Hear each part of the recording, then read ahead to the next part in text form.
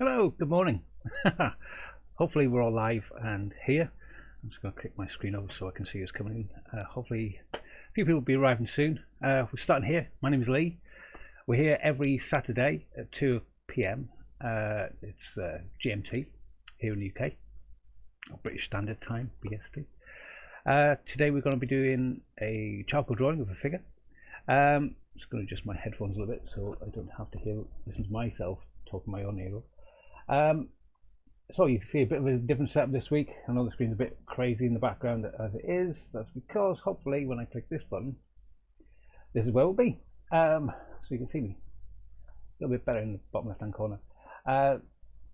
Last week, going through some drawing exercises, I was creating a drawing called Mr. Lee.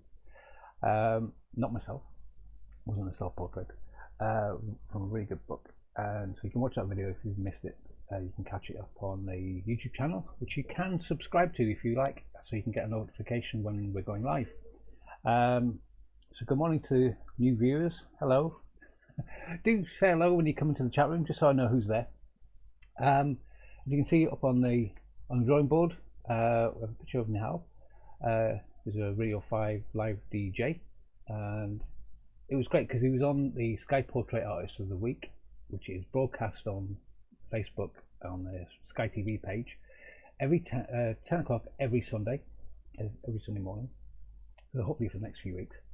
And it'll be going again live tomorrow. So if you want to draw live or watch the whole process unfold, you can do that. So you go onto Facebook tomorrow at 10 o'clock, go to Sky TV page, and you'll see at 10 o'clock they have a live broadcast. So the Portrait Artist of the Year chooses a celebrity sitter. They also have live, great setup, Lee. Hello. Hello, Michael. Yeah, I've been playing around with my green screen. So yeah, tomorrow they'll have a previous contestant from the show who will also be live painting. And what's really interesting about it is you've got a live conversation as well. So if you're a little bit nervous about trying to have a go at drawing live, you don't have to show it to anybody if you don't want to, but you can share your creation at the end using the hashtag MYPAOTW. I think that's about the first time I managed to say it all in one sentence. It doesn't scan particularly well, but basically if you put that hashtag in on, say, Instagram, you'll get thousands of pictures of Nahel. So you can see people from all different backgrounds, all different capabilities, and all different medias, different ways of looking at the portrait, have all had a go and put their work up.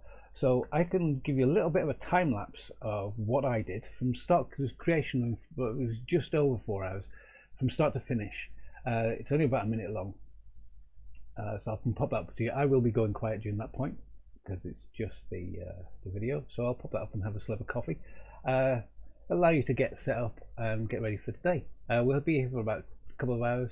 We're going to be doing a figurative drawing today from another book, but I'll go into that after this video, so you can have a quick look at my effort at drawing Nihal and see it from start to finish and how I kind of worked through the whole portrait.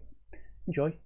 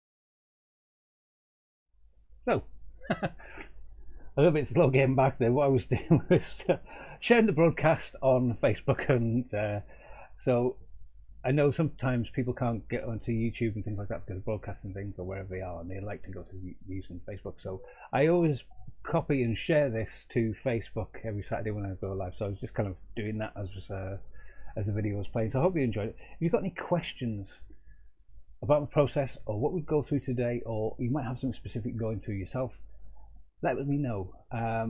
Ask the question and we'll hopefully answer it. It's a funny bunch of people. You might be watching this later, which is okay, that's fine. You can ask a question, you put it in the comments down below. At the end of this video, or this live broadcast, I'll go through, and if there's anything we've kind of touched on today, I will put the links in. The links aren't there right now. I will put the links in so you can click on them and try and find out the information about them. So anything I use, reference materials that I use today as well, I'll go a bit about that. So this is what I was working on. It was the picture of how it's a little bit skewed because you are looking from a camera angle which is going from this direction, so it's kind of like squeezed it a bit. I'm quite happy with the likeness I got. Perfect, the camera's just gone off at the perfect time. Good news about the camera though is I have ordered a new one, which I can't wait when it arrives, because I won't have to keep switching this camera off and on again. Because anybody's been watching these broadcasts over the last 26 weeks or something like that. Every week we have the same issue and the same problem. There you go. It won't be long before it's back up on screen. Bear with me one second while I click all my buttons. Not that one. That one. Done. Hello, I'm back. Yeah, I've got a new camera coming. So hopefully, fingers crossed, we won't have this issue where the camera keeps switching off halfway through and I have to kind of faff around with the technical side of it. What's kind of reassuring is that nearly every podcast that I've been watching has a technical issue in some way, including Sky Portrait Artist of the Year, when mics don't work, or there's a jittery buffering of somebody's internet connection. We're all in the same kind of boat, kind of using this, but it's kind of a part of the process. You just make it your friend. Hopefully you can see how this portrait developed. I did use a screenshot up there. Basically on my computer I press the Windows key and print screen, and it takes a window capture of whatever I'm looking at on screen. So it was kind of, I kind of sat back and I was looking through the conversation that was going on at the time, but just something I liked as a visual image, but also kind of try to represent the sitter as well.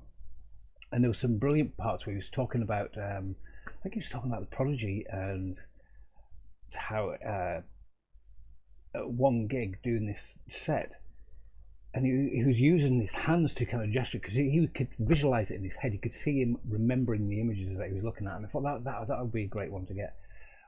But he's such a warm character and cheerful and funny.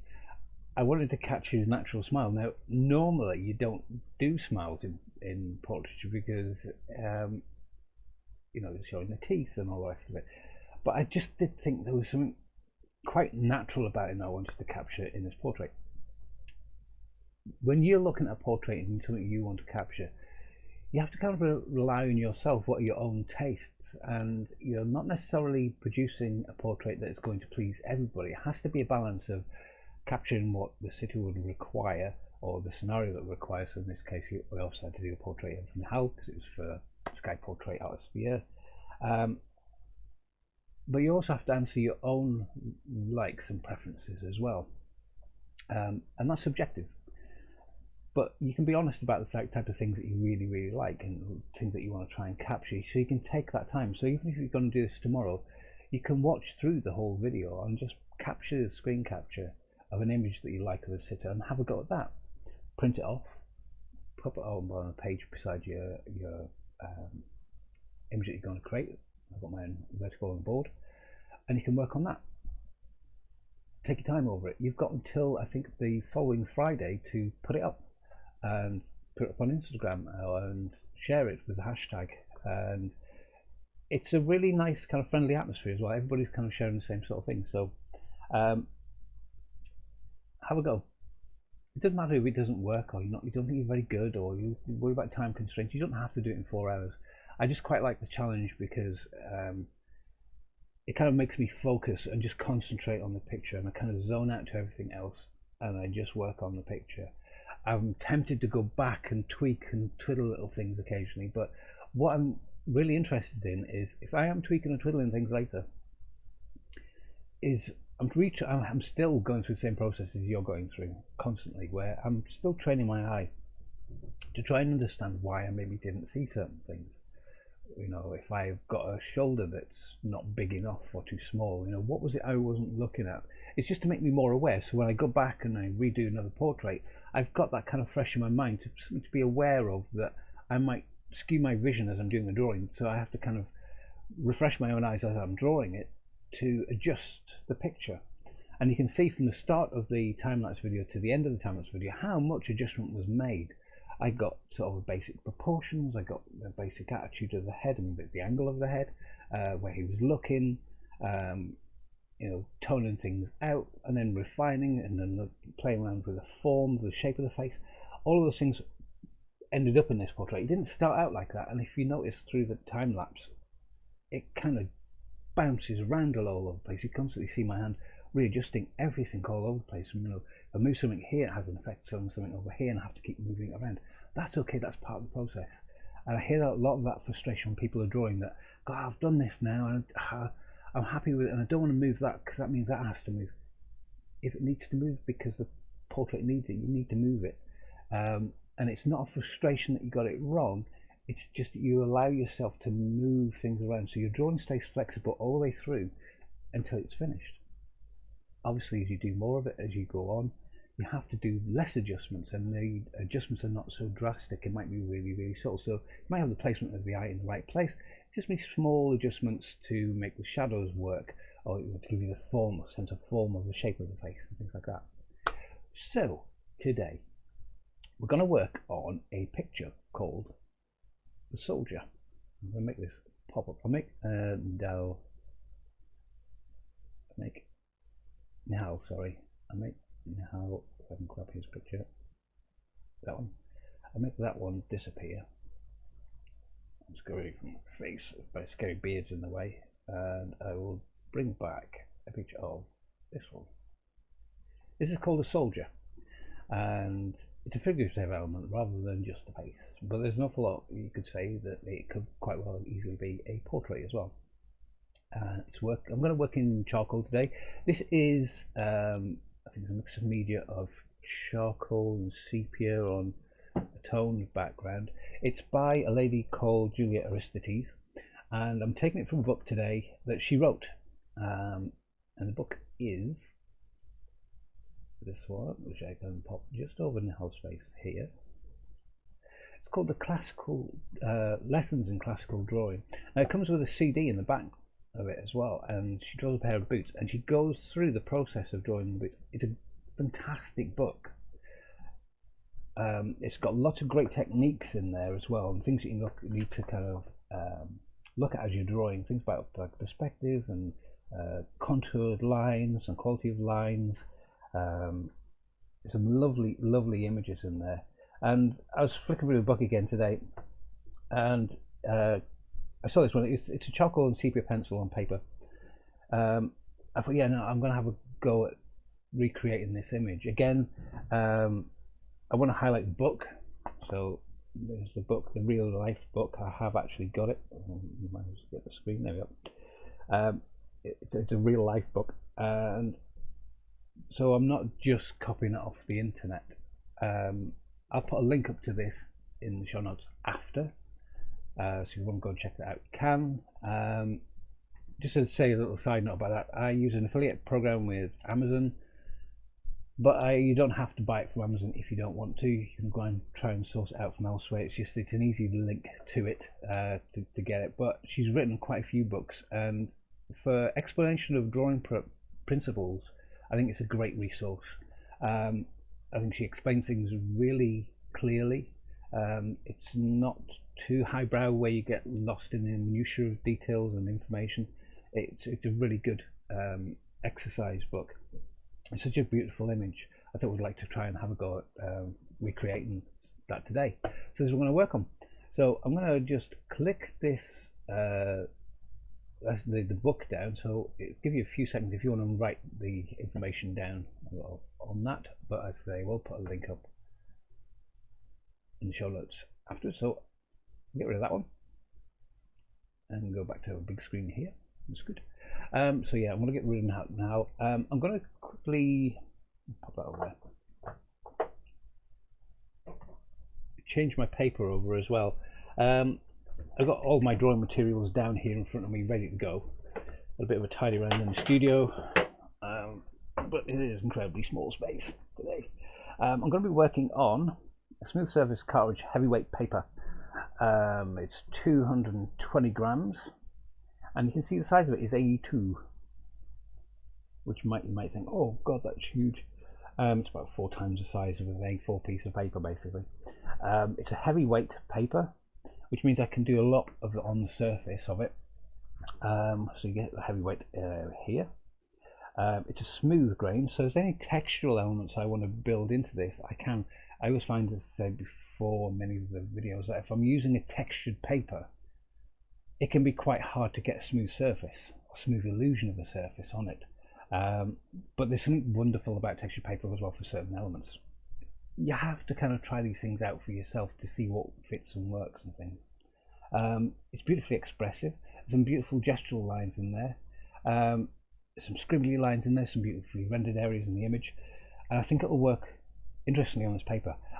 Initially I was thinking, oh, do I use the toned grey background as a starting off point, but I thought, you know, we'll stick with the white paper because it's generally what normally people have at home to work on. So see, this is by Winsor & Newton, and you can get that from your local art stores, Art and Home in Hollywood here in Northern Ireland. If anybody's trying to look for it, this is where I got this one from.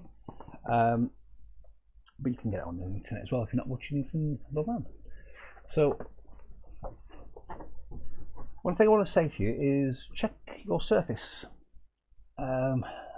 Occasionally when you've been working on, if you've been working in your sketch pad and you've been working really, really hardly on a piece of paper, you can engrain the page underneath. So when you turn over the page and you go to do a new drawing, you might have indentations of the previous drawing. That's why I was kind of suggest try and draw on a drawing board with your piece of paper rather than from the sketchbook or sketch pad. But if that is the case, just look at the surface, look for any kinks. There's a small kink here in the top left hand corner, probably where I've sort of picked it up in a hurry one day and just buckled that little piece of paper. There's a bit of a kink in it. Things like that will kind of show up in your drawing. I'm not going to worry about this one too much because it is so far up in the top left hand corner that the way I'm going to be drawing the image probably won't go anywhere near it. But look out for any indentations, any pencil line marks and things like that. So just check the surface of your paper first, because it can kind of come through into your new drawing if you like. So I'm just going to rip this off. Now what's lovely about this book as well is it's I'll show you in the mini picture. You see it just along the edge there.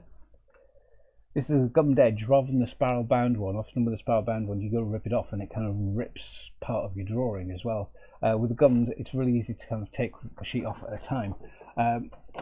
It's really nice paper. I do also use a heavyweight paper from Dale Rowney. It's on a pink pad. It's got a lovely sort of it's not as white as this paper. It's got a lovely creamy off-white look to it. I also use a beautiful paper, but it's quite expensive. I use it for my artwork that I would normally sell. And if you're interested in any of my artwork, you can have a look online at leeboydartist.com. I do sell original artworks as well, mostly through a range of animal ones. But if there's any of the portraits that you've seen that you like, give me a shout. You can catch me up on Facebook, you can catch me up on Instagram, or you can go directly to my website, leeboydartist.com. If there's something that you've seen, and if it's not listed on the website, let me know. So yeah, also you can subscribe to this channel, but you can also share it. You can share it on your news feeds. If any of your friends were thinking about having a go at doing drawing and they weren't too sure where to get started and things like that, you can share it for me. That'd be great. Build a nice little community. So I'm just going to pop Nadal down. I keep on Nadal, the tennis player. Nihal, sorry. Interesting to see the Sky Portrait, the TV show, is aired on a Wednesday, and I popped that just there. Yeah, the show's aired on a Wednesday, and what is always interesting is the selection choices of the judges. Now, it always seems to cause a bit of controversy about which one they choose, which always makes me kind of laugh a little bit, because where we have a liking or a preference for a particular art genre, or a preference for a particular style of artwork, we're quite sure that that one is the one that should win. And what's interesting is, where we have things like the internet and they kind of talk about the program, there are thousands of people watching it, and they all have different preferences. And you get this like tribalism that pops up and going, oh, this should be realist, or this should be expressive, or this should be a new form of medium, a new way of creating artwork. And the judges are doing it from their own preference, and it's, you know, it's their show at the end of the day. They're the judges, and they're choosing it for a specific reason. It's to answer a question that both fits the format of the program, but also is a true reflection of what their preferences are as judges. And we can't knock that. You know, we can disagree with it. We have to kind of accept that that's their choice, you know, at the end of the day. I watched it this week, and I liked the choice that they made, but there was another painting that I loved, which didn't win. Now, you can say for lots of different reasons why one person doesn't get on and another person does, but I think it's the progression of, not just when they were making the choice this week, but kind of when I was reflecting back and watching it, was it's like an accumulation of both how they worked through the day, the end result that they created in the time format that they have, and also their submission as well. When they put these things together, they really make a considered judgment overall, putting these little bits of elements together. The overall riding factor, I think, is the finished portrait that you do in 4 hours. I think it was a lovely choice this week.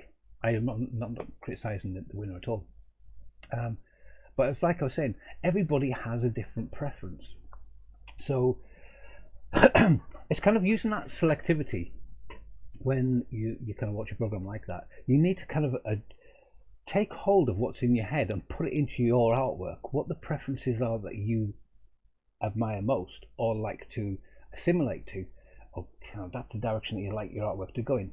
They're great indicators to help you fine-tune your portraiture, to help you kind of manipulate or kind of move your techniques into a direction that you really admire, and that's what you see as elements and qualities of drawing style and painting styles that you really would like to have in your artwork, so they can be helpful as well.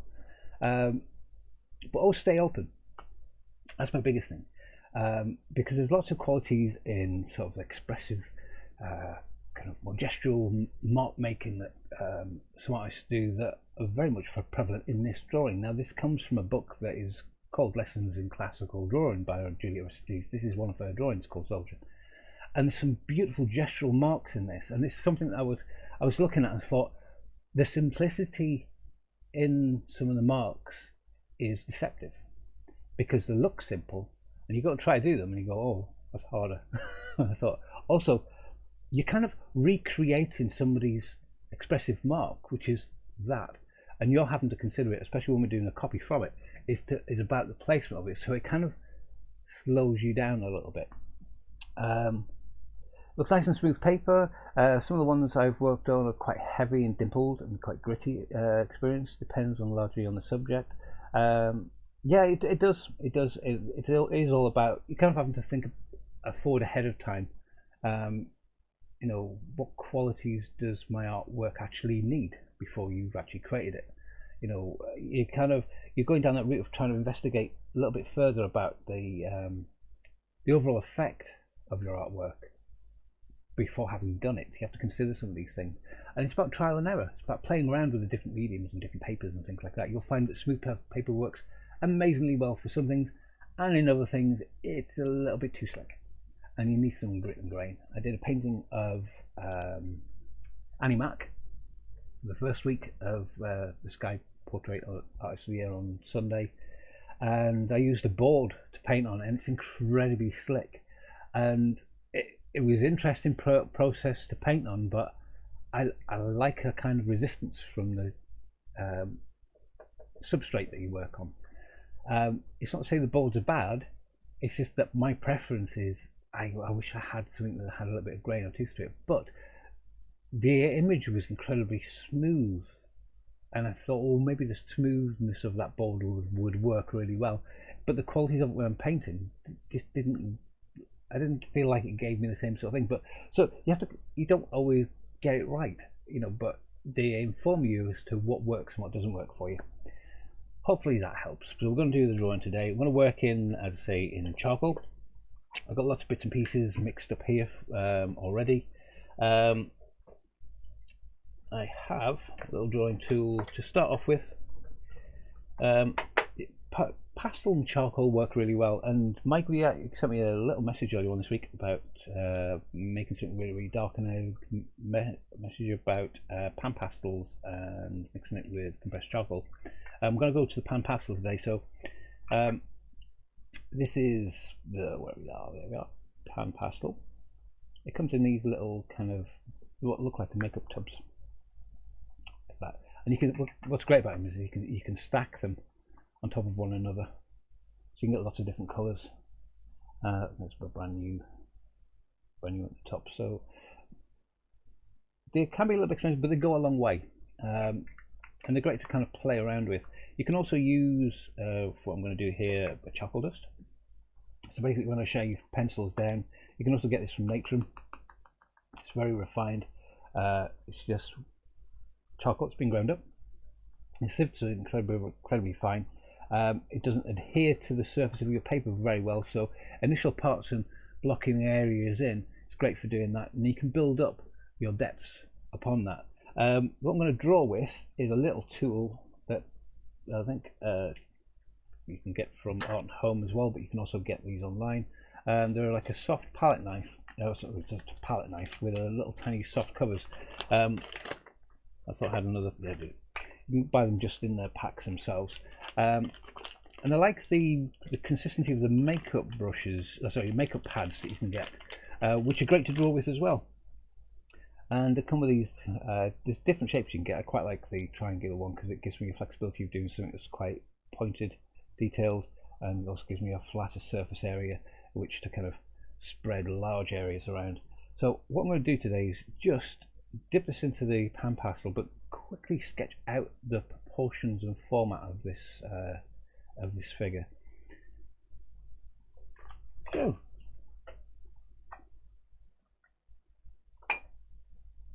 literally it just rests into the top there. You don't need much of it. You can see there's hardly any taken off the surface of that. A little bit onto the top of the pad because it's quite sketchy. Again, drawing from, I'm kind of drawing sat back looking at the entire figure, but it gives you a great flexibility to move around the drawing surface. If you're trying to use it like a pen like this, it becomes a bit like that. It becomes quite difficult and restrictive, and you lose some of the quality. If you're going to be working in details like that, I would say actually skip across to using a charcoal pencil rather than using this, because if you start to use it like a pencil, you might as well use a pencil. Use your tools that work for the best attributes. For this, it's quite expressive and you can move things around a lot. So this will be what we're working on today. I need to get the image up for myself because I won't be looking at the screen. I'll be looking at my drawing. So I'm actually going to go back to the actual drawing inside the book and have that propped up. If I can find the image in the book, I'll let you know which page number it's on. So have you got any questions? Have you working on anything today? You can always let me know. You can pop some questions into the show notes. There we are. Okay. So I've got my little stand here, which I'm going to click onto my board here. Now this is made for iPads. You can see it, little springy thing here, but you can also, this is not too bad for sliding this book into.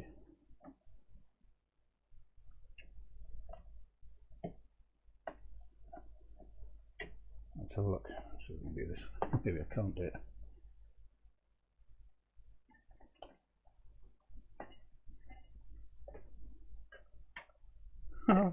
No. Something I should have checked maybe before going online. It's just slightly too wide for the book. Oh, it's a shame. Yes. Oh yeah, I can try it. Well, actually no, I'm a bit stupid. I can spin it around sideways and grip it sideways, so look.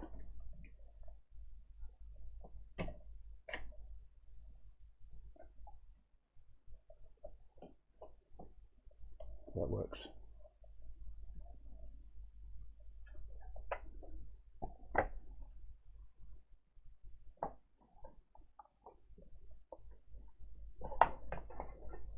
No, I'm not going to fiddle around with that too much. I just have it propped up in front of me, just down here. It's live, can you tell? Let's click it over onto the YouTube channel as well, just to make sure if anybody else has popped up. There we are. Okay. So, get all started. I'm going to look at go to my screen there. There we go. So I'm looking at, this is quite square on your screen wide drawing surface, so I'm going to try and get the image. Maybe I can zoom out a little bit.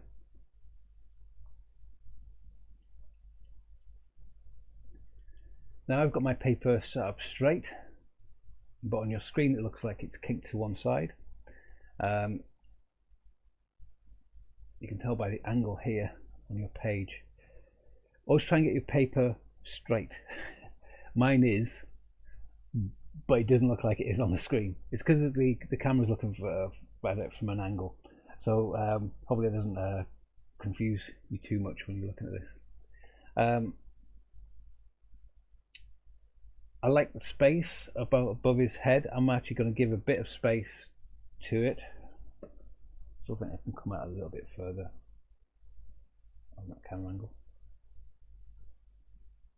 There you go, you can see my book down here in the bottom right hand side I've got in front of me. I'm going to leave a bit of space to where the top of his head is. I can see that there's like a mark at the top of his head goes down at a bit of an angle.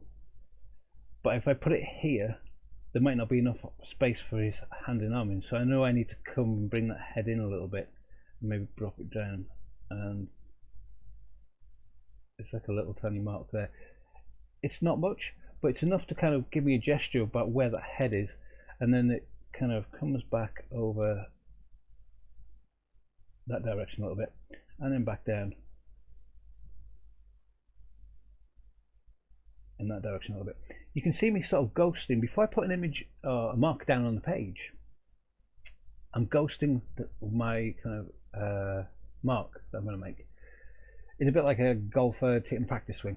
I'm kind of giving it a couple of tries, and it's kind of, the size wise, it's similar to this sort of length for the top of the head. It's got a bit more of a curve around, and then the size of the head sort of comes down around here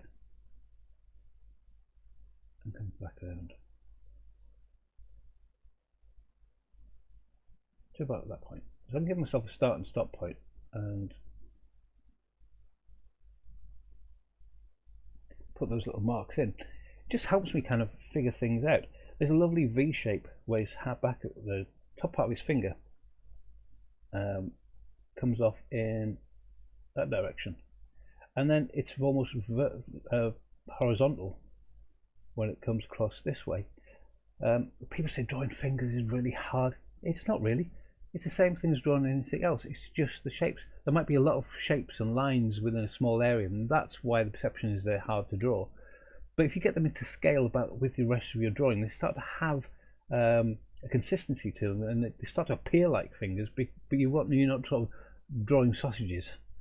Often we sort of I see that an awful lot where people have been told if you just draw a sausage shape, it's fine, it'll look like a finger. Sometimes it doesn't, because a finger isn't necessarily a sausage shape if you're looking at it from a different perspective. But in this format, they're beautifully kind of almost straight lines. I'm following the line down beside the side of the head, just here, where it gives the back of the hand. I can give I don't want to go into too much detail, where small areas are, but it gives enough space for that little tiny V shape where his ear comes out. And I'm always looking at sort of how lines kind of meet or converge towards each other. So there's a part on the back of the ear,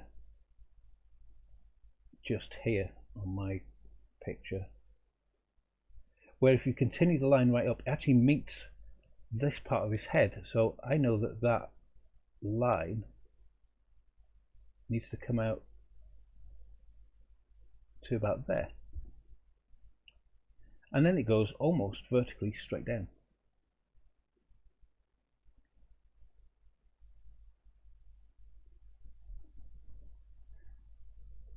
I can continue this line through, and I get there's a little line just underneath the bottom of his ear. It gives you the back of his jaw. So the drawing will start to dictate where the next mark is going to go.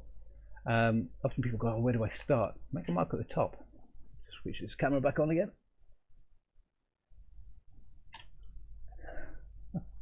I really can't wait until this new camera arrives and I don't have to keep doing this.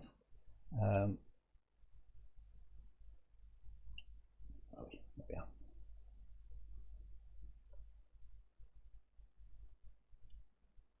There we go. It won't be long before this is back up.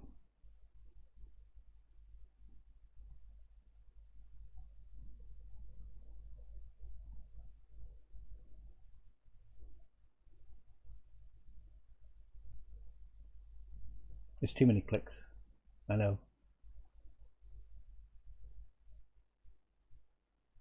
There we are. Back up. Done. All that effort of green screen, and I'm determined to make sure that that stays there this morning. This is a whole new learning experience for me, and when I first started doing this, for those of you who've been with us right from the very beginning, will confirm that it was very limited to begin with, but had a wonderfully easy basicness to it. I was doing it all from my phone, and it made life so much easier when it was just one camera and one click. But there was less I could do with it, so it's one of those things that when you start to add more elements, there's always more things that can go wrong.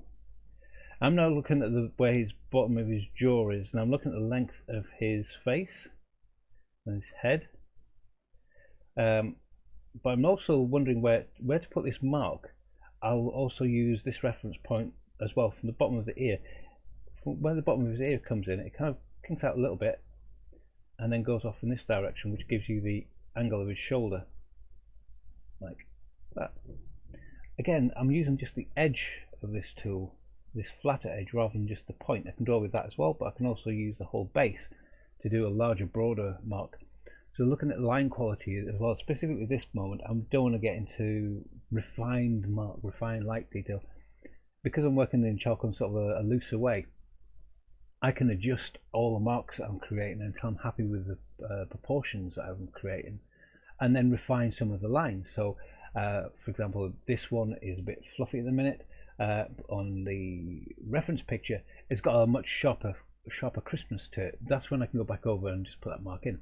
Now, as I said, because we're copying a drawing, when it was initially done, the mark might be much more definite from the offset, and it's something to kind of watch out for.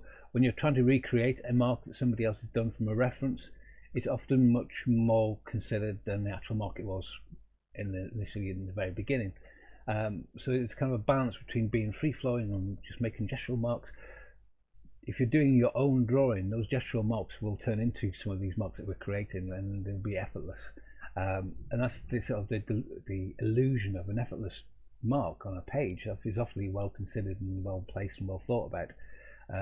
But it says an awful lot about where the end of that head finishes.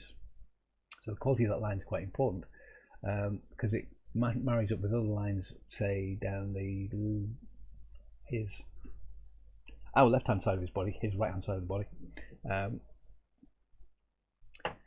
Further on down, where you get marks around his torso and things like that. So that mark the quality of that mark kind of reappears over and over again in the portrait, which is an interesting one to look out for. I'm looking now how far this mark comes out for his shoulder.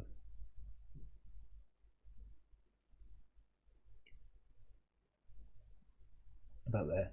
Now it's just to help me figure out this mark, where this will be his jawline that kind of comes down this way and then comes down to where his jaw is, and it's a bit of a guesstimate at the minute, but I think it's about there. Made a little bit of a darker mark on so I can see it more clearly in combination with everything else, but I'm using this reference point here. I'm using this kind of reference point for the top part of his shoulder. His shoulder comes out a little bit further and down this way, from about, I'd say, that point. It comes down that way there, so it comes out a little bit further. So I'm kind of looking at that triangulation between this point and that point, and looking at the distances and just judging, basically use my eyes to go, is that too far, or do I need to make it a bit thinner, do I need to go a bit wider? And it's something I might adjust as I go on. Hi all, hi Alex, flying visit today. You're more than welcome. Pop in, pop out, come back to this later. You can watch it on catch up. And thank you very much, Alex. I really do appreciate the help and support that you sent to me. It's gone into some of the things we're using today. So yeah, I'm going to look at this line coming down, just to give me a place of where his the other side of his face is. Now, there's a wonderful kind of triangle. Again, I'm talking about triangles an awful lot, but I'm just associating shapes with what I can see. A very, very thin triangle that comes down. It disappears, so I don't want to put it in too heavily, but it just gives me the edge of where his face is. And it also then tells me how long this needs to come down. So I know that this, if that is where the edge of his chin is, about there, I can start to see that his arm actually comes down to the same point about there, to create this thin triangle area, but also in relationship to his chin, how far away his chin is from the crook of his elbow. And then when it comes back up this way, how far this top part of his arm, the humerus part of his arm, how far away that is away from his chin. I'm looking at the space that's involved, so that's where I can kind of see the space that comes down there. This mark comes out a little bit further forward than this mark. This arm, obviously it's three-dimensional, so there's a rotation over his arm, and it's just that this mark comes down over the top of it because that part of the muscle is obviously attached to the back side of the elbow. People often think, do I need to know anatomy to be able to draw a figure? You don't, but it really helps that when you start drawing figures on faces, that you really start to study what these lumps and bumps actually are and what they do and where they go, because where we can assume what an arm looks like, it's not until we actually start to look at it that we start to realize it's got a specific shape for a specific reason, because a muscle will go over, say for example, from this point all the way over to that point to help you rotate your wrist. So you've got things like the ulna, which is this part, and the radius, which is this part.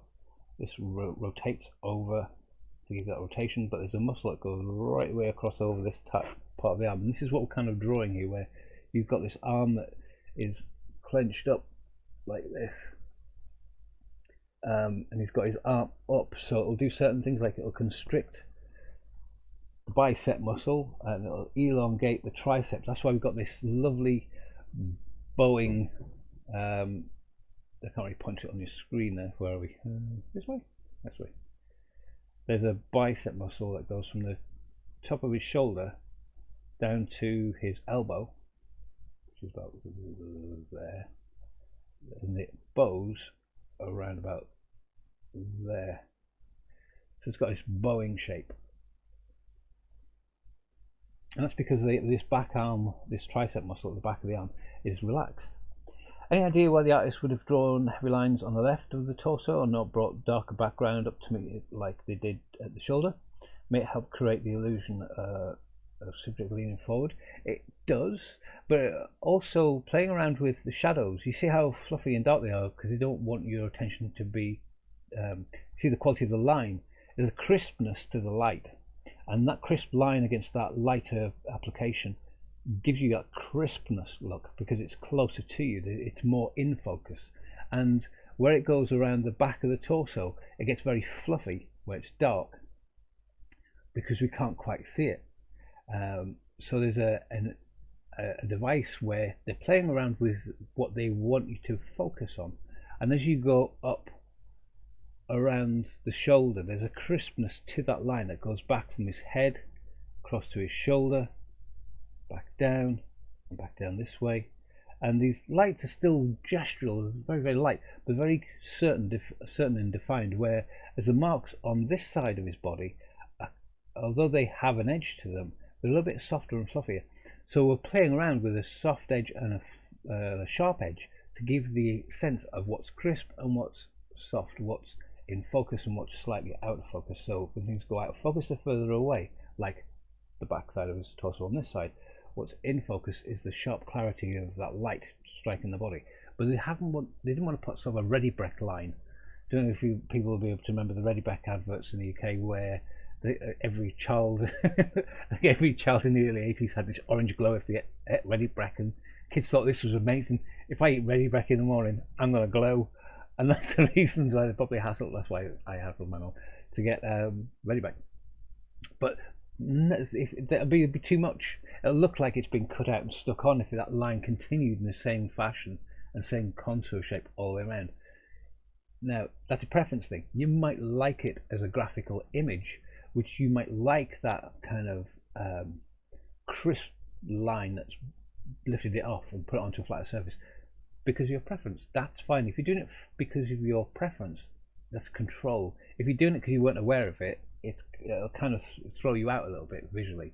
But it's a good question to ask. It's good to see that your perceptions are starting to open up a little bit. You're starting to look at different lines and to figure out why they may have done certain things. It does also give the illusion that he is slightly leaned forward a little bit because you've got that twist of what's sharp and what's soft, what's further away and what's closer to you. So yeah, good observation.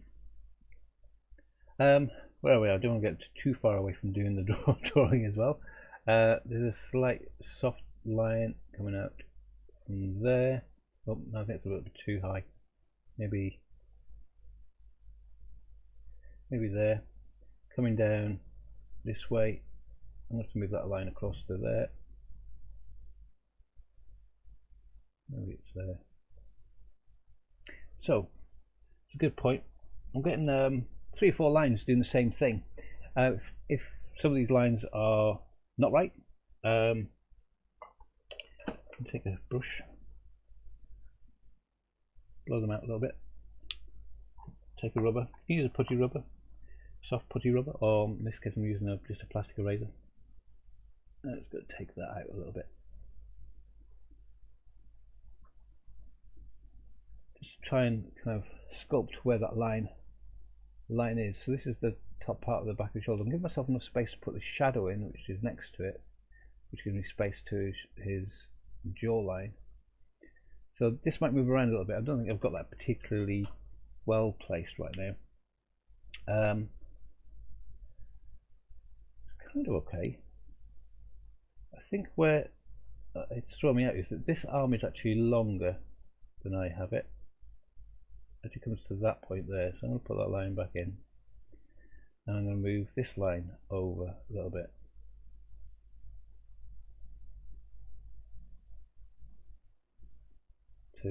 Yeah, that's better. So I think what was throwing me was I knew it was further down this way, but it didn't join this line, and what the problem was that line was out of place. So I'll take that one out and put that one back in, because it joined up there. That makes sense. I'll look at this part of the arm as well.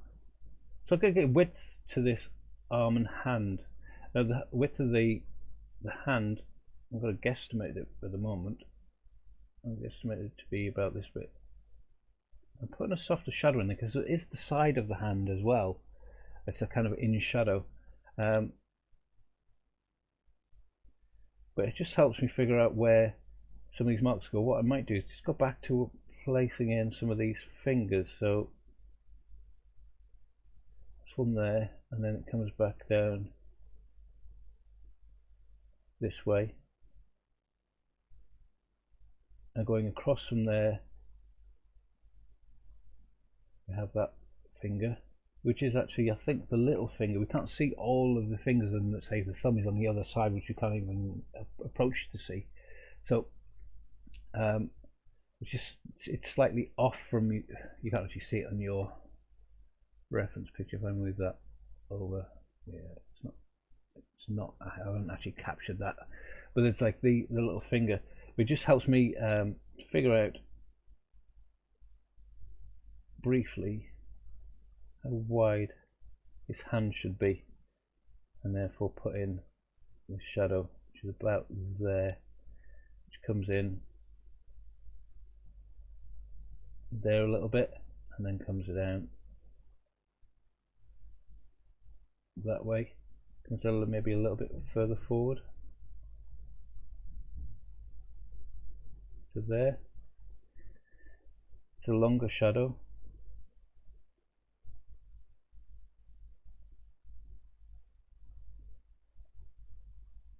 So this is about where his wrist is, and then from this point it comes down this way. It's almost vertical. There's a slight kink to it. No, it's not totally vertical. There's a slight angle to it. Behind that you've got the shadow line, which just gives you the forearm, which comes down this way and around. Now I can do the same thing where the crook of this arm comes out here a little bit. I can then use that space to find the little kind of angle of his elbow, which is horizontal at that point.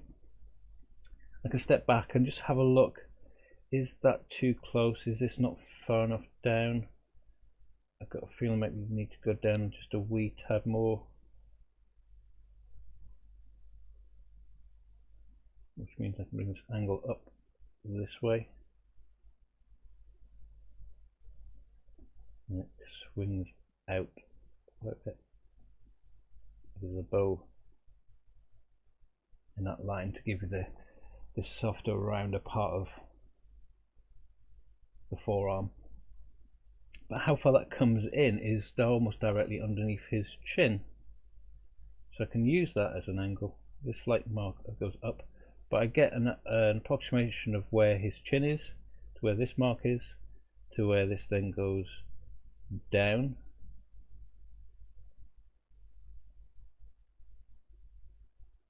This way. It's back in for his body that way a little bit, and then it comes almost vertically down this side. Now some of these lines aren't matching up because I do think I need to move this line out a little bit.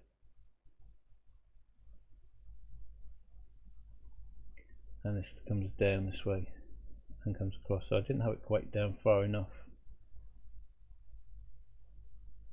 So I'm drawing sort of a part that's in shadow, which is on the side of his torso, which is underneath his arm, is all one big shadow. So I want to kind of like draw that whole kind of shadow shape. This mark that I had is what's in the lighter area, I think, and it kind of comes across. See how far that line comes across underneath his arm, underneath this point, how far that comes up to here, and I can look straight up and it should marry with this line, come down, it comes out that far. There's a sweeping line there, and then it kicks back down that way, and then goes back up this way.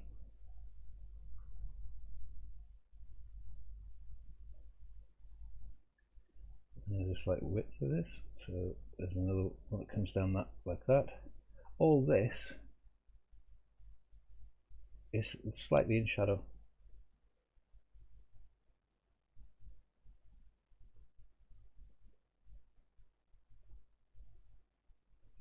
Lightly block that in. You can use, say, you can use your charcoal powder for this as well. Do you judge the amounts of light and dark at the start and gradually make dark tones ongoing, or make a dark bit just somewhere and then judge the relative to it? I kind of place things first. I know I'm aware when I'm looking at it, this is darker than this side, so I might be considerate about the types of marks I put in, because in certain light areas, if I put heavy dark mark in it, and I know it's going to be a light area, I might have to really scrub that heavy dark mark out later on. I know in this area it is much darker, so I've got a bit of flexibility about where I can put the lights and darknesses. I'm just kind of mapping things out a minute for basic shapes, so I'm looking at this kind of torso-y area. I can sort of put the whole kind of shadow in.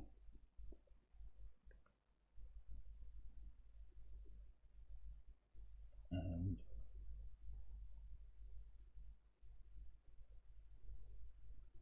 see, what works really well is charcoal and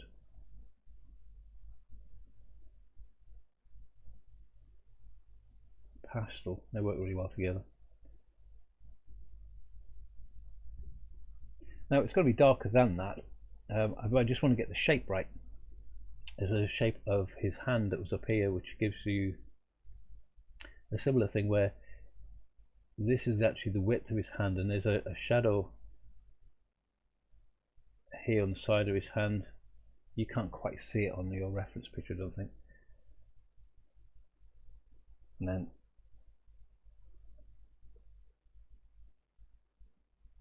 so I'm using that flat edge to kind of sculpt.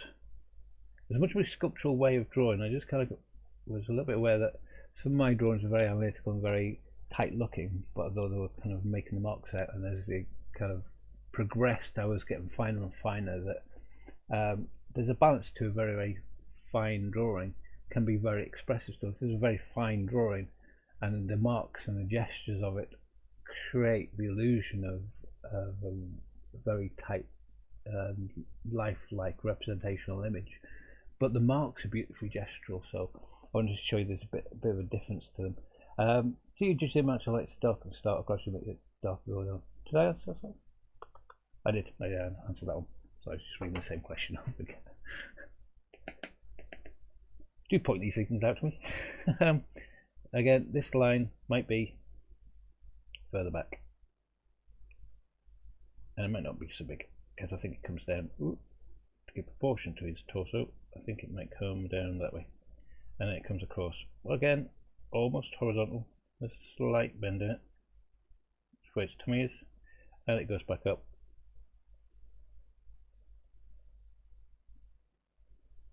To his hip. Coming down from this point where his shoulder is. Again, you can see I'm drawing these in really lightly, so I'm not being as heavy-handed as I was on this side. It's just to help me give that illusion of light. I think my head is about just to get in shot about where I'm drawing, so I'm going to slide that to the right. You see all my gubbins hanging up. I've got a little clock when I do hours, and cables for different cameras and stuff hanging up. So I'm just looking at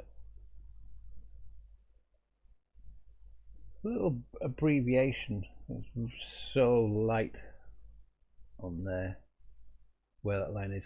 But now I can look at the whole entirety and just start to fine tune some of these marks. Maybe that comes over a little bit more and out, and it comes down a little bit more. This is further down here than I have it, so I'm going to adjust this line. This line comes down this way, gives us a little bit more width to this shoulder, so I can get rid of that line.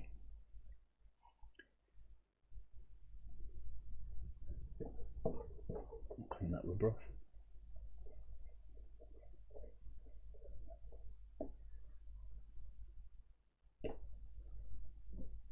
So again, it's a much more looser, freer sculpture. No copy of it. Oh, ah, ha, ha. Au contraire. Thank you very much to Claire at work, who gave us a lovely sort of engagement present of a couple of these cups. So I've got you on my Persian, cat cup. I've actually drank it. I was sitting here a little while before this all started today, so I'm fixing out what green screen are and does and how to get it to work. So I drank my coffee before I actually did. So I'm fully loaded, as they say. That's going to help me. We'll see. Get refocus back on what I'm doing. You can see where that then moves his torso back a little bit as well, and then I can start to see that where this line comes down. So I'm using the reductive process of drawing to refine edges and things, so you can put some on and take some off. Where you take it off, it becomes a part of the drawing process, to give a liveliness to the drawing, where this shadow comes down and across.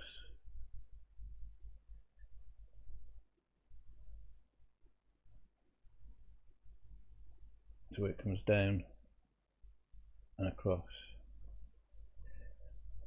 Comes out a bit further, and then it goes back up this way. It starts, you can see how that shape is starting to build now. I didn't get it right first straight off. I didn't get the position particularly well. This was too narrow. I can start to put some of the structure marks. Before I got sucked into detail, I want to put the rest of these structural marks in, just so I know where the things start to marry up. Looking at this angle, where it comes out up here, it does just below where this deltoid, this shoulder muscle is. If I look at that angle coming down and how far this mark is away coming out, remember this is the soft tricep muscle which pops underneath. This angle might be a little bit more relaxed than what I've had, and it definitely comes down that way for his short, for the elbow part, but as it comes up, it's much sharper and cleaner. And there's a thickness to this shadow, just under his arm, which then helps me figure out where to place this lat muscle. There's a muscle that goes underneath your arm to the side of your body, which helps you kind of pull things down or push things up just underneath the arm, which then returns. I'm looking at that shape now, and returns about there. So I'm kind of spacing this out. I'm just looking at the shapes of spaces. Maybe that's that way. Comes up a little bit and then comes back down this way.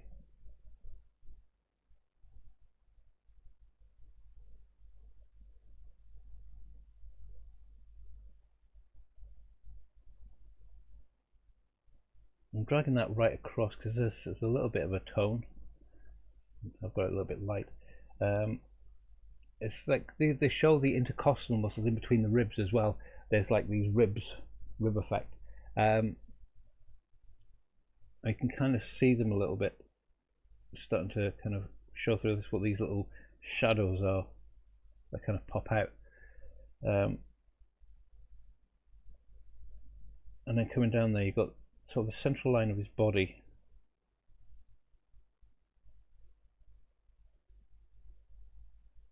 in the middle of his abs, and that curves around until we get to where approximation of where his belly button is. So there's a little shadow there. Now you can draw the same kind of shapes in for where his abs are. Again, they relate to each other, so I'm looking at the negative space in between, the light space, as well as the darker shadow itself. So you can look at these dark shadow shapes and the space of light in between them. You know, the attitude of some of the angle marks, like this one that comes across here, which then curves around the top, comes back under to give you the illusion of the other ab on the other side, and that this is straight there, and it kind of goes up at a 90-degree angle to give that 90 degrees. It's slightly angled, but the angle itself is 90 degrees, but the base of it is angled slightly to follow the trajectory of his torso as it bends around. You get this lovely shadow which comes down the side.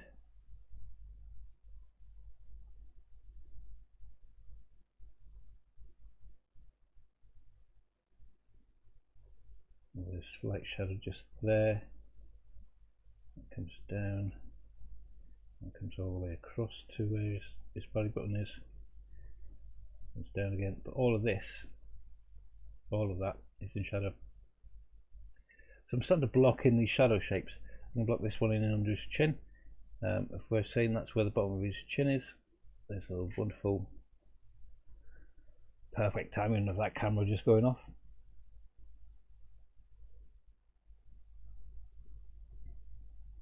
Excuse me while I get it back up again.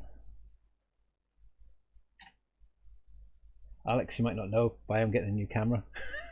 So fingers crossed. By the time it arrives next week, we won't have to do this next Saturday. Fingers crossed. The reason I'm saying fingers crossed is you never know. Done. Right, now I'm back. Hello. Right. I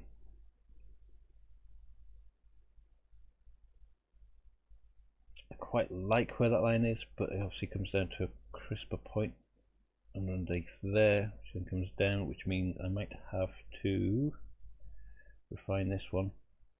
So I'm just using a normal plastic eraser for this. I'm getting by Stadler and different people. Just a white one. Just make sure that the edges are cleaned off before you use it. Yeah, what was I doing? I was doing the under part of his chin. There's a wonderful kind of, there is a little kind of triangle just about there, which is quite dark. The angle of that is there, maybe there.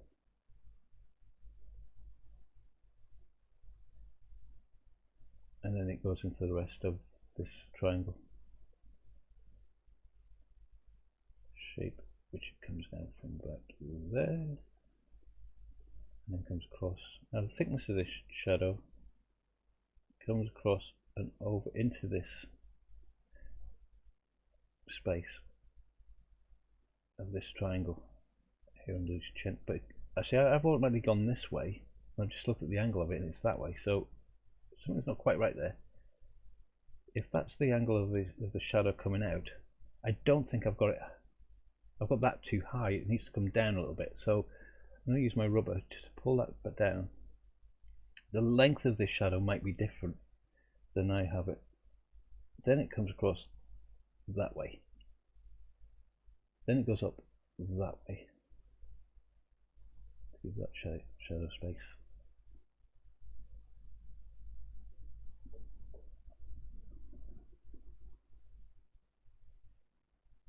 Yeah, I was trying to widen that shadow too much, which would have thrown out the curve of where this arm comes over and down here, and then it meets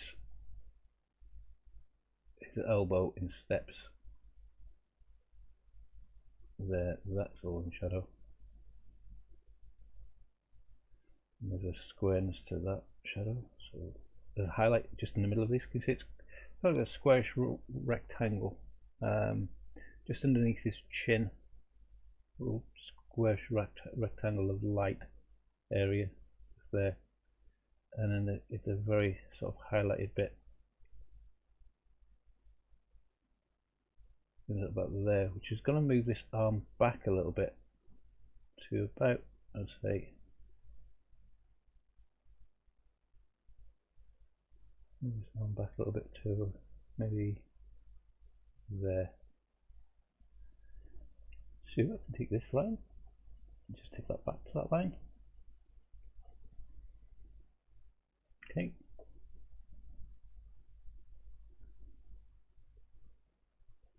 But we're starting to get very quickly a new toy. Great. I mean, new camera. Yeah, it is going to be a new toy and a new camera.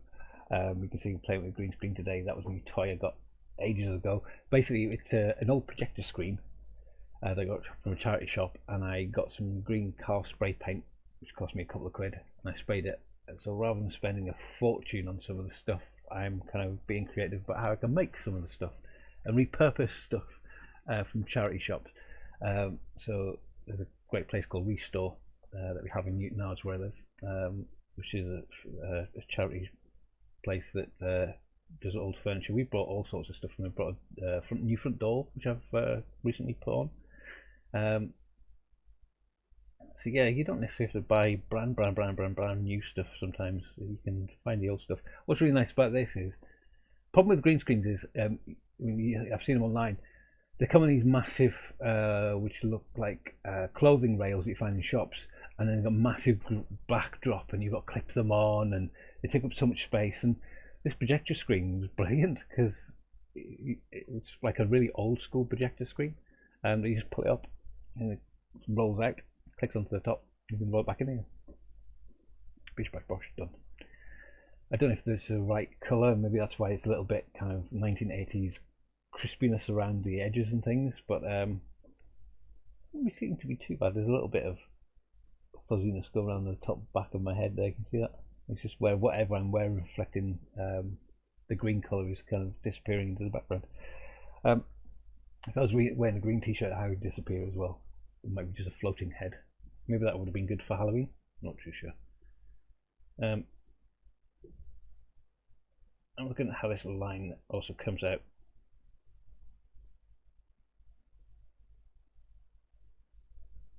Around and the back.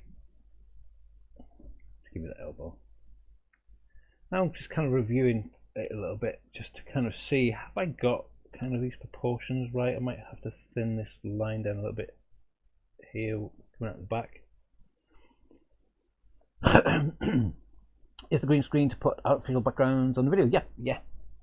I think if you think back to the early Top of the Pops, like in the 1970s, you would have got their kind of like green screenish effect, and they use a lot in CGI now as well, but then it's all about the resolution of it and distortion and gamma and contrast and brightness and stuff like that. But you can virtually get it where the green disappears and whatever the image is kind of stays there.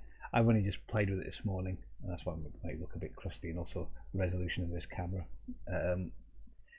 Things like that. As I say, it's all fun. It's all in. I'm going to look at, there's a bit of a shadow that comes up this way, and it gives me the bottom half of his mouth. But I've got to look at it in size aspect wise of his ears. So if I make his mouth too big for the size of his head, I've got to look at proportions. And this is the other thing I was going to say to you, is when we're doing the proportions of the face, when I look at you straight on, now you can't see it because that's where my chin is. My face is an awful lot smaller. This beard's coming off soon, by the way. But that's where my chin is. If I look at you straight on, from where we can see the top of my head, which is actually the top of my head, not the top of my face. So when you spin around sideways, you'll see how far back that is compared to where my chin is. My eyes sort of come in the middle, and we know that kind of proportional aspect. Lots of books tell you about the eyes go in the middle, and between the eyes and the chin is the nose, and between the nose and the chin is the mouth. and you kind of get used to that mantra of where things are. But his head is tilted forward, which changes the perspective because you've got that foreshortening of his face because his head is closer to you. So I have to look at where things line up, because where I would normally, if I'm looking straight on, marry the top of my eyebrow ridge to the top of my ear, because his head is dipped forward, I've got to look at that and take that into context. So this line actually curves around and down to give me where his eye actually comes up and joins in almost there for an angle, and then it comes across maybe that way.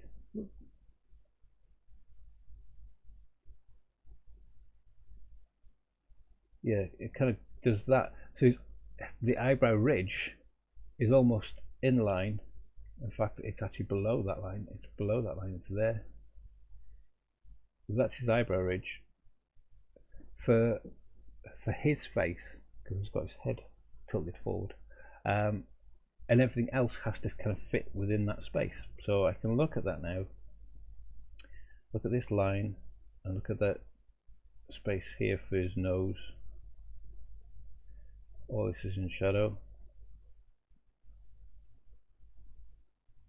His nose then turns back up that way.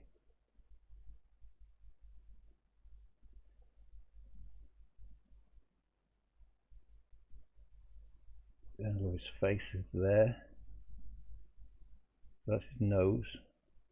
There's a space. Then there's his chin. This line is dropping down a little bit to there. All of that is in shadow.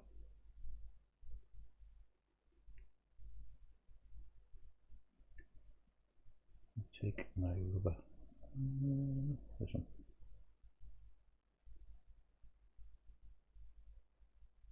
So just dropping that shadow line of his chin down a little bit because I have mine a little bit too far up. So that's in about, it's all about small adjustments, not trying to get things perfect straight away. There's a wonderful little bit where his mouth kind of just meets almost there, and this mark of his shadow comes across to that there, and this shadow comes across there, and that comes across there. So I'm not actually I'm reducing marks on the page to give me the illusion of where his face is. So you've got to go. Hopefully catch you next week. Bye. Alex, take care. Look after yourself. This will be here definitely. It'll be on YouTube, so you can catch up whenever you need to. All right. So, but do thank you. Take care of yourself. We'll carry on, and hopefully we'll see you guys next week. If not, I'll be doing this again tomorrow on the Sky Portrait Artist of the Year. I think I've got a lady called Melanie Blatt, who was I don't know if you remember a band called the All Saints. She's going to be on it tomorrow, so it'll be an interesting one to draw. I think the conversations are always interesting. They kind of keep you company as you're having a go at doing these things. I'm just readjusting some of the marks I've got here, because I think if I swap over to a pencil now, because I'm quite happy with where some of these marks are, like this one, but I can start to see where the spaces of his ear comes out and comes down. Just help to redefine him a little bit. When I look at his jawline, I'm starting to think, oh, this comes down a little further this way. It's a very light, delicate line. I'm being very light and delicate with my application of pencil. That's why you might not be able to quite see that. But if I zoom in and pan up, you can see how dark that line is just become there. I zoom out, it kind of disappeared a little bit.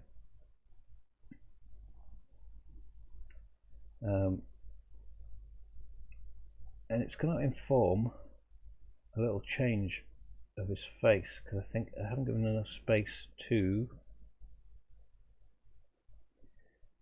you see that's where his chin is here, and I've got mine over there somewhere, because there's a curve to the side of the face coming out this way, which is wider. I had mine quite thin, thinking this was just a thin shadow. It widens out quite a bit here, and then comes back up to make this thin triangle. Now just readjusting his face a little bit there has made it more accurate than what I had. So this area here and up here needs to rub out. So again, look, it's just adjustments. Don't be afraid of adjusting your drawing as you go along, and some of the mark making that you do, your adjustments can be quite interesting, and they can leave a sort of textural element behind, which can be nice.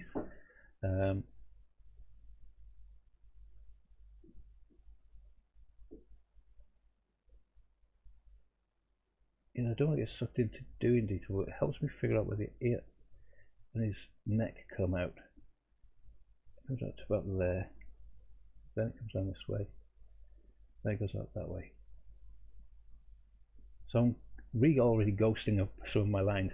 What I do want to do is I'm going to block in that whole background section in charcoal very quickly. So I'm using charcoal dust and a brush, popping it in, and I'm going to knock in all of this just to take the background back, because it's darker, it'll appear like it's going into the background.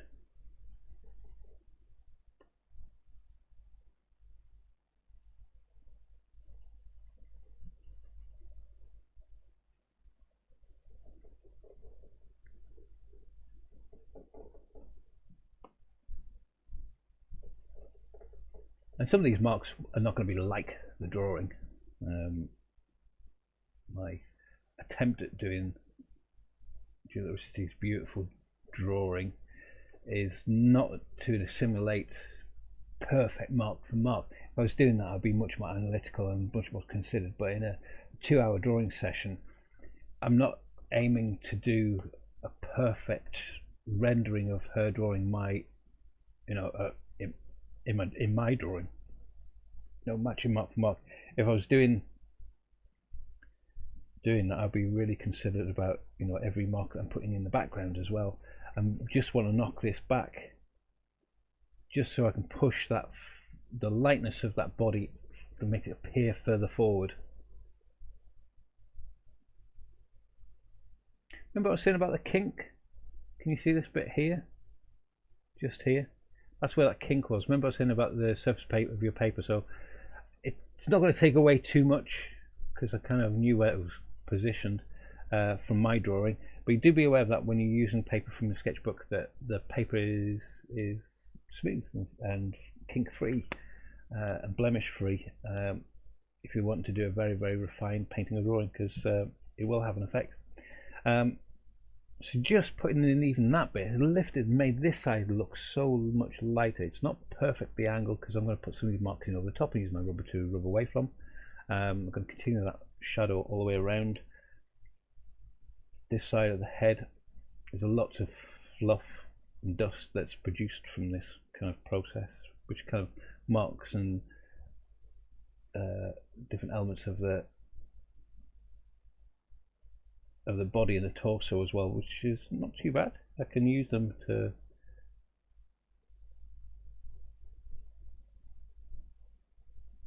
sculpt and shape the body as well. He's holding on to a stick, which you can't quite see in this picture. Comes down this way. There's darkness still around. Now as it comes down here, it gets lighter again. So much so that there's a couple of marks that she's actually put in which denote where the end of that shadow is. So I'm actually going to grade this shadow down from what is quite dark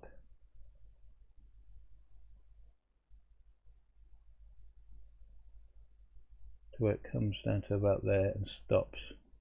And she has the stick that he's holding onto, which is almost in line with the edge of the image that I have up on screen. There's a wonderful darkness to his head on this side. I'm going to refine this a little bit as well. This is all dark.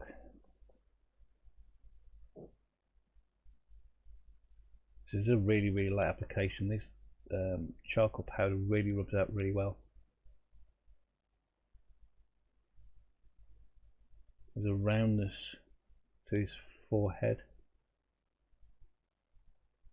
And that shadow. It's a bit, if you've ever done a drawing exercise where you're just drawing an egg or drawing a ping pong ball, and you can get the idea of a roundness going from where the light is striking it is here, which is the highest point closest to the light source, but everything else is a shadow around that light.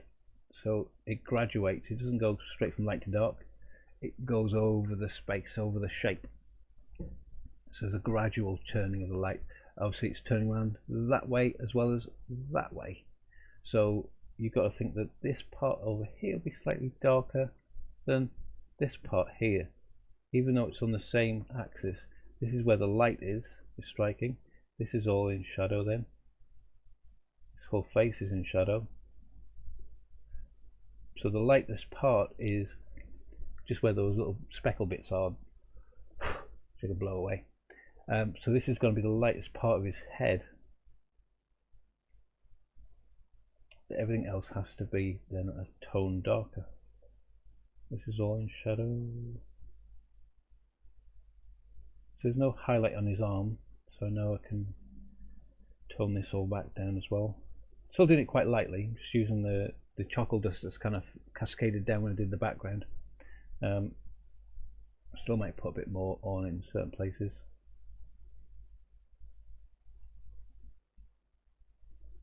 And go back over that as well.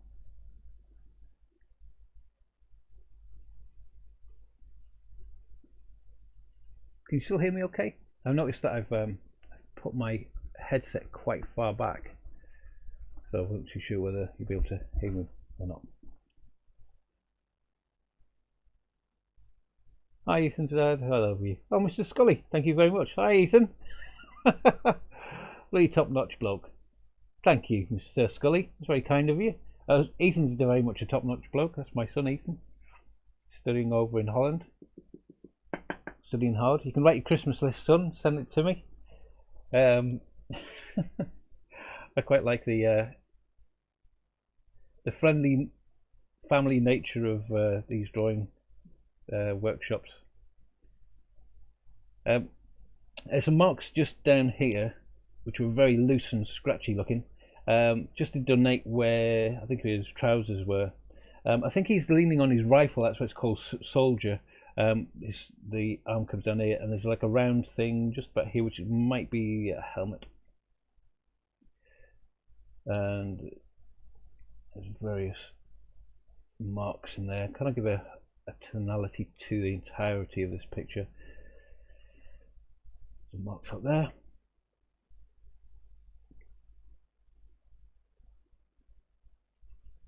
So it comes down underneath his arm. Oh yeah, Ethan says Christmas time.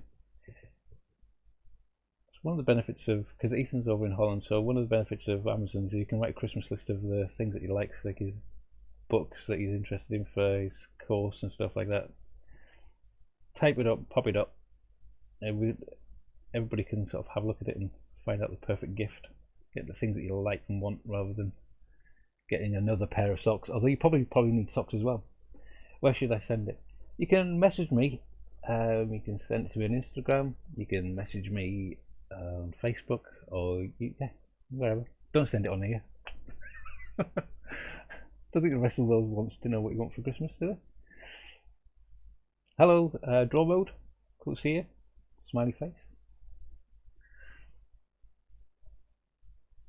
So yeah,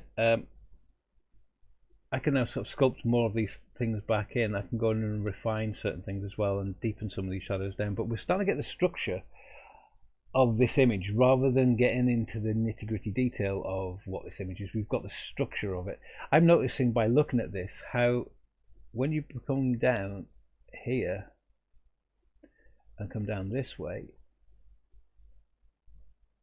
that this line here is too far over, so it needs to come in. So I can grab again sort of my rubber and come back in over and take that out.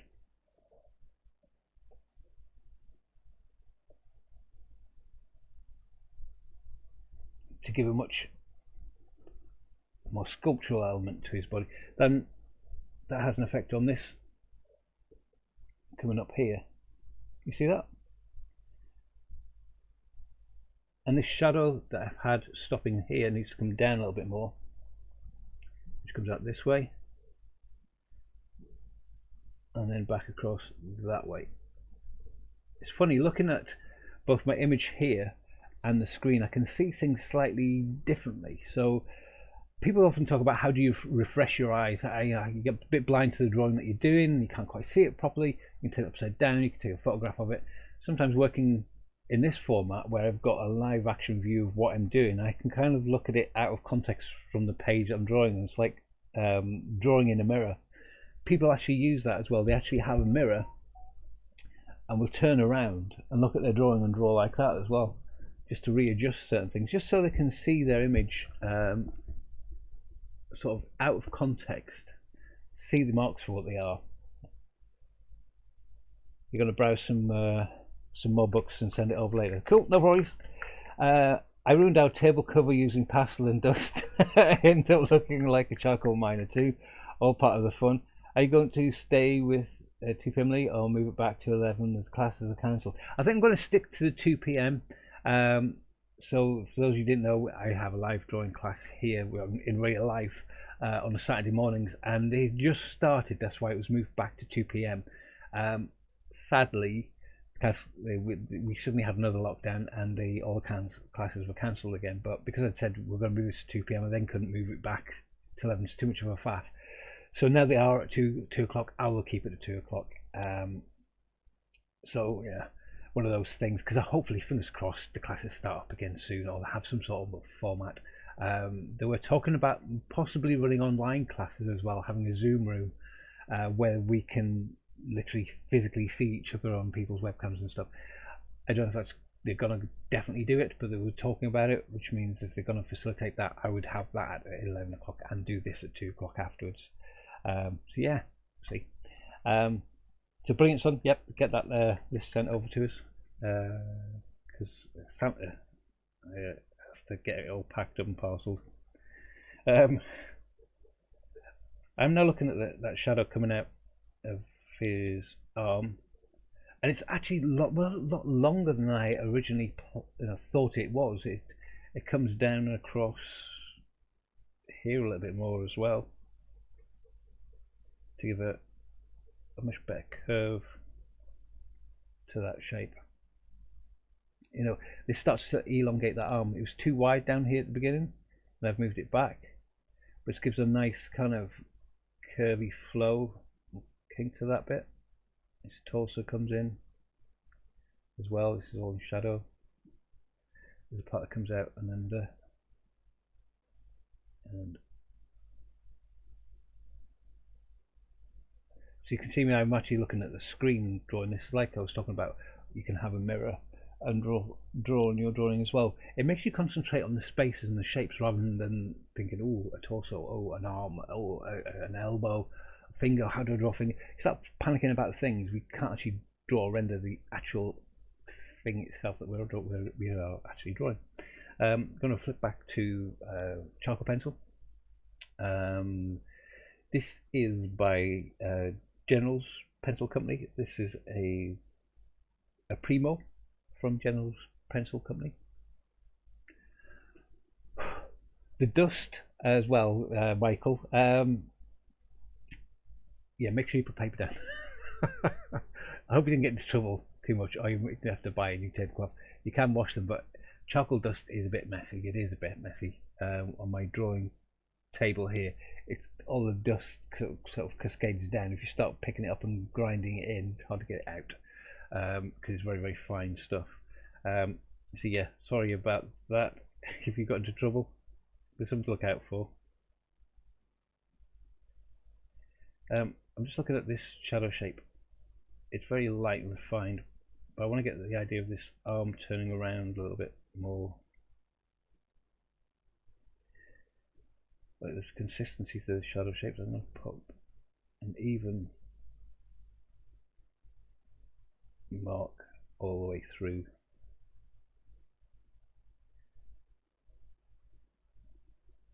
Again, there's a slight bow,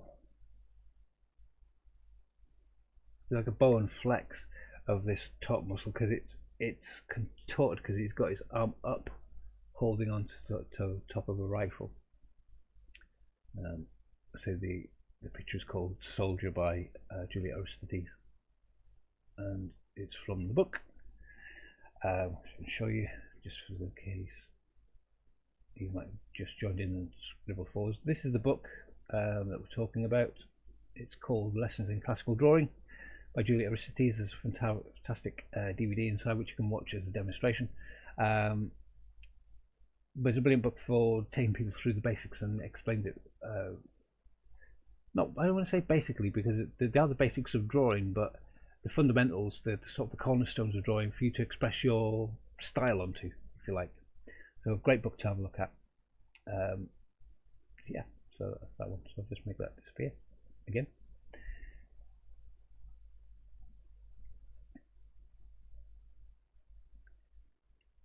So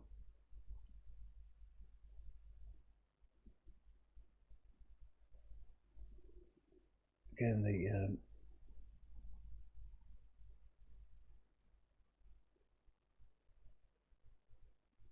shape of the brow I had was a little bit too high. This needs to be a much longer, deeper shadow.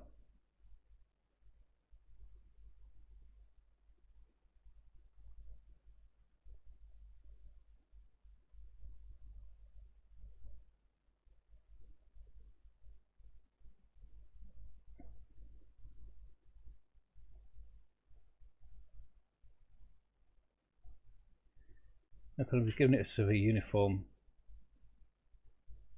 shadow shape. Coming down.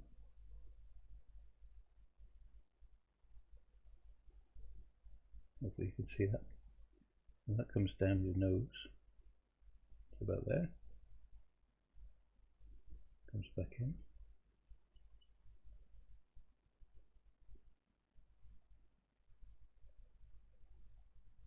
Comes back over. Across that way. Just find where that top lip is. Again, it's all about readjustment. So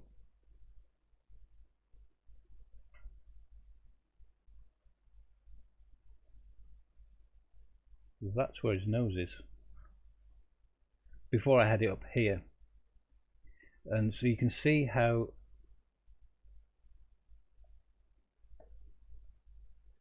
adjusting things, moving things around, you can get to find out where the true positioning of things are.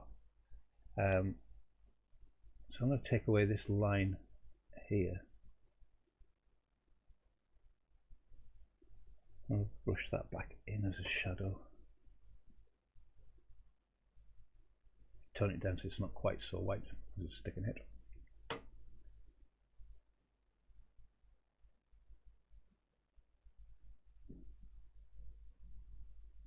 Maybe there. Maybe it's been a bit mean.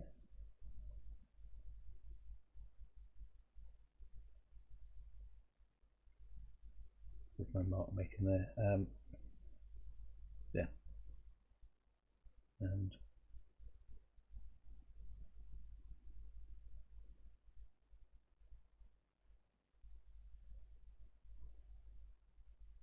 so I'm just concentrating there on that triangle shape that I can start to see in the shadow. You see that? It's quite stark in comparison to everything else, but when you start to build up your congrats on your 30 subs, Lee. Thank you very much. 30, that's pretty cool. Put that other camera back on as well. It takes a while. I'm not under the illusion or delusion that social media suddenly like thousands of people see your videos. They don't. It takes a little time to build up. But what I will say is that people watching have been very, very important right from the very beginning, because it's helped me reflect back onto my drawing process. That was one of the reasons why I did it. To continue on the classes that were all cancelled because of the first lockdown. But through the process of explaining the drawing and how to draw, how I draw, how I look at things, it's really kind of reaffirmed things in my head. So it's making me approach my drawings in a slightly different way. So even teaching is a way of teaching myself. So whenever you're learning your is this the plastic eraser or the pastel eraser? Yeah, this is just a plastic eraser this time. You can use the needle eraser to take a more subtle, more taking chocolate off more in a more subtle way. You can use the needle eraser, but this is just plastic eraser. But yeah, so just saying about how important sort of talking about your mind, how you process your ideas for your drawing and where things need to change and move around. We don't physically say it out loud like you do in a demonstration. You kind of have this internal conversation going on in your head, and I would do too. But having to explain it outside of your own head, you have to really think about it. And it's really helped me approach my drawings differently. So it's been a very, very valuable experience and learning curve for me as well. I'm just going to get this camera back up for you. There we go. There we go. It takes a few seconds to do this. Let's see. Can't wait till next week. Hopefully the new camera arrives and I won't ever have to do this again. He says with a hopeful look, because technology. I think technology is kind of catching up to the needs of the volume of people now using things like YouTubing and streaming and stuff. It is relatively still a new thing. I know that might sound a bit weird to maybe Ethan who's grown up with it, but 20 years isn't really a long time for the, cause that's basically how long computers, about what, 25 years, something like that, how long home PCs have been out, and the internet has only relatively been out for in its basic form for about 20 years or something, in its accessible form, and it used to be a download, and then so all of these developments have kind of gone along with the requirements of it, and COVID has pushed so many people to start using things online for either work, or, you know, communication, but just with their families and things like that. You know, how we all consume new media is relative. I know that, but you know, people who've never used it before are suddenly having to use it, and they're finding very sort of basic issues that are now having to be answered because companies are going, oh right, we need a better camera resolution, we need a fast updating flow rate, we need a easier software to use on the design. And it's interesting to see how that's all kind of worked its way into me even developing something like this and how to kind of set everything out. But in the process, I say that underlying development of this it's really been helpful to my drawing, because it's made me explain things a bit differently. So if I'll say is, if I am still learning, don't be too harsh on yourself if things aren't working out the way you want them to straight away, because it's an ongoing process. So I'm just refining some of these marks that I've had.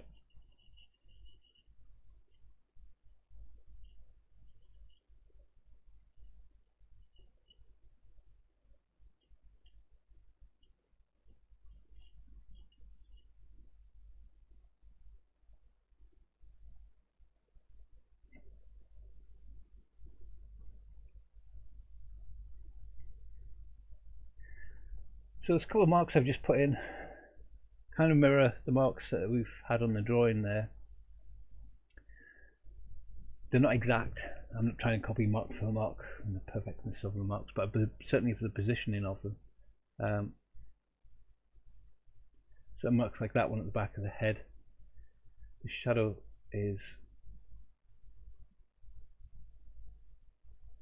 comes around and denotes this head to where the back of this hand is. Then it gets softer.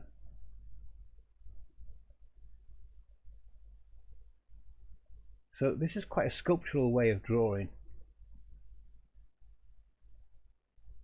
You know, it's a lot of people, oh, you have to be so perfect and get through. It's a much more kind of like put it on and take it off and put it back in a bit darker and then lighten it up a bit, because there's a great flexibility with charcoal. If you try and press down really hard, you will get a staining of the paper and it'll be very hard to rub out. You've still got to be light with the application of it, but you can lay a dark down lightly and rub it off like I did with the brush, and you can literally sculpt and carve into the charcoal to get a lovely kind of rendering of something that's solid. Wow, people must love you a lot. Just got 33 subs in a few seconds. Cheers. Well, thank you, Draw Mode. I'm sure kind of you chatting about it and maybe sharing it with people you know and coming on and watching it with Ethan has helped an awful lot. So I really, really appreciate that. Thank you an awful lot. I do my research and just impressed how rapidly tech has been evolved. Yeah. When you look at some of the fundamental basics of drawing, they've been there for a long time. But the improvement of people's drawing, I think, has expanded over the last few years because the content is now more shared on new media and places like this, where people are getting a real good understanding of fundamental drawings and are now starting to push out what these things can do into their artwork. And the art world is quite an exciting place to look at right now. You know, the thing is, a lot of artists will use Instagram as a format to sort of share their artworks out. It's a great place to do some research if you're looking for different artists' work. But where people would think, "Oh, what is modern art? What, you know, was it? Whoa, who bothered with that? I don't understand what modern art is anymore. Conceptual art." There is a different art form for absolutely everybody now. I think where we were used to thinking there is only one current art form, there are 1,000 different ways of doing stuff, and it's all out there. And people from all over the world are doing it, and doing it for different reasons, and different formats. And that's really interesting to see how that's affecting the art market. I think the music industry's already gone through that. You know, how people kind of share and consume music. I know it's been particularly hard for a lot of musicians to make a living from music. It's been particularly hard during lockdown when their gigs have all been cancelled. So I'd say if you can support a local musician by downloading their work and paying them a couple of quid for it, definitely do that. If you're streaming their music on a constant basis to your Spotify account or your Amazon Music, whatever it is, do make sure that you pay that kind of compliment back by maybe downloading a song for 50p, which isn't a massive amount in the scope of things, but if you listen to that song over and over and over again, I think it's fair, isn't it?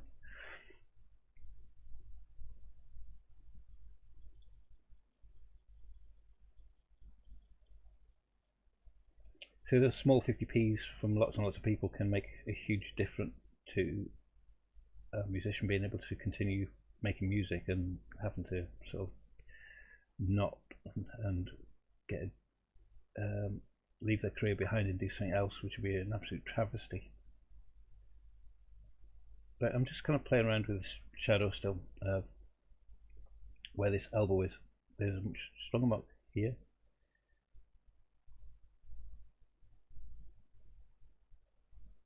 Come back on it over this way, and this shadow I'm going to darken down an awful lot.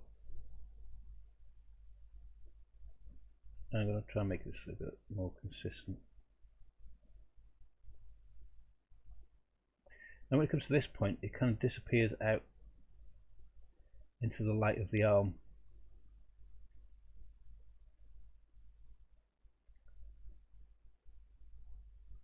The shadow kind of continues underneath the arm here, but it's about this point it gets a lot lighter. It comes up into the arm. Maybe not there, but maybe there. Make a little mark myself. At that point, it gets a lot lighter as it comes up into this part of the arm.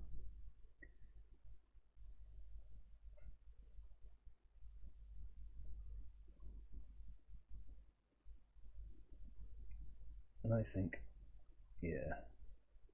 We've had these marks in here before. I think we need to kind of maybe shift them that way a little bit.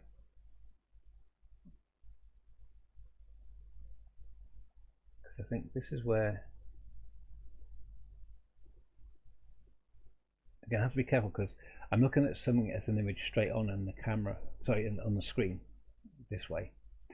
But I have to pay attention that my paper is a kind of a skewed angle from this camera. So if I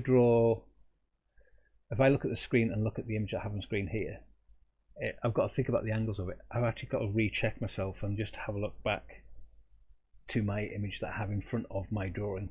If I use the image on the camera, I'm looking at a different perspective of my drawing, because my drawing's at an angle going off in this direction, and therefore it does this. It starts wider at this side of my page, and as it goes away, it gets smaller at this side of my page. So if I draw straight from just the monitor screen here, I'll get a skewed perspective thing going on. It'll look right on you from what you're looking at on screen, but for me in life it will look a bit crazy. So I have to keep referring back to my image and my drawing on this side. This is something to keep an eye out for. If you are looking from a screen to your image, just make sure that you don't get confused between the two. Hi Angela, good to see you. Just joining this, Bill. Yeah. If you need to watch this from the start, don't worry, don't panic. You can do that as well and catch up. I'm going to continue. What's it now? Oh God, I've only got 8 minutes left. Time goes really too quick. I'm going to start blocking some of this in, I think. So I'm going to pull in some of these shadows, start darkening them up a little bit. See, when the shadow comes down here for his nose is about there. This is all his face.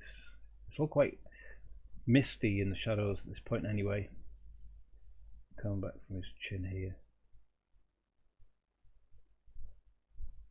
What I'm going to do, I probably won't get time to get all of this done.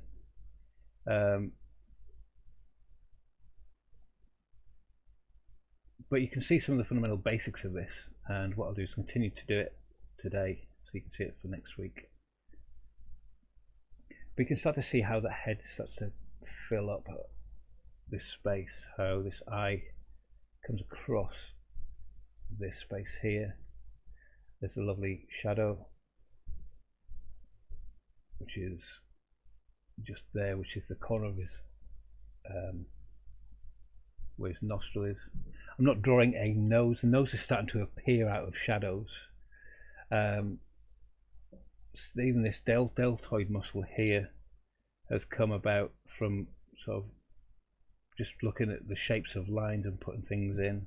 There's a dip into his deltoid muscle just about there, coming across to his shoulder, which is darker at this point. So I can map these out a lot quicker if I'm not explaining them verbally. But even that process is very good for me to be aware of what that is I am actually drawing, not just randomly throwing in marks here and there and going, oh, that must be just shadow there, just make it really black.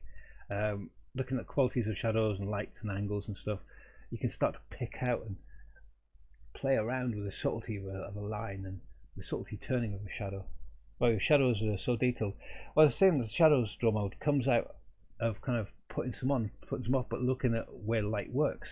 You know, if you see the shadow that comes across the side, around the side of the head, and these drawn with these little pads, because they're quite soft, I'm not trying to scrape in black.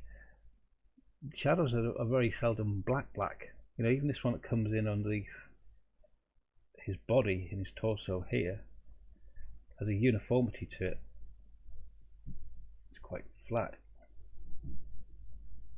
And then if you can start to draw these things in and use your rubber, where'd it go? Isn't that always the case? There it is. You put something down, you can't find it. You can start to sculpt lightness. Now I'm using the edge of that just to rub over the surface, because there's a highlight spot just here on the arm. On this has got a shadow on it. See that? It's really subtle. The screen's picking it up. If I zoom in a little bit, so just looking at how that highlight starts to appear. This part of his arm is closer to the light than this part of his arm. Obviously this is in shadow as well, this is a lot darker, but this will then give you the appearance of the curvature of his arm. So it goes from dark, there's shadow behind his arm, a subtle shadow, a light spot, a subtle shadow, and then the dark again. So you get this transition dark to light to dark to give you the appearance of a curved space in this particular drawing. Remember, every picture you draw will have elements of this. It will help give you the illusion of three-dimensionality and a solid kind of image.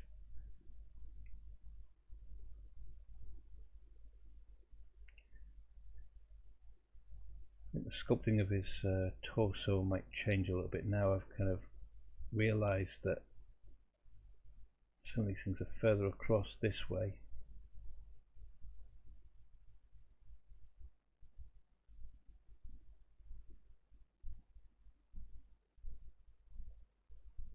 Oh, yeah, because that comes up that way a little bit. So all of that is in shadow. So putting all of that in shadow, dropping this down, bring it around this way.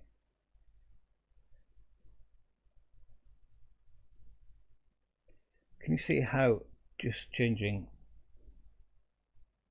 whoa, this way, there you go. So this space is starting to have more representation of what I can actually see in front of me down here. It might be slightly skewed from where you're looking at, but I can play around still and move things around. Nothing is so set in place that I can't manipulate it a little bit. There's a shadow, a very subtle shadow, which comes around here, because this is all in shadow too. It comes up to that point there, comes into that point there. So I think this comes in a little bit and down a little bit. So I brought that in about a couple of inches, but it just narrows the width of his tummy, his torso bit here, which then starts to make it look like it's in perspective with the rest of his body. That this does eventually join up to a shoulder which we can't see because it's on the other side. The image that we can see is his forearm much closer to us. So I think the stage we've got at the minute is just kind of getting to that blocking in stage. We're not there yet at fully rendering an image. See the shadow that comes in across down here? Comes in right the way down. All of this is in shadow. So this is lighter, this is darker. Across here. So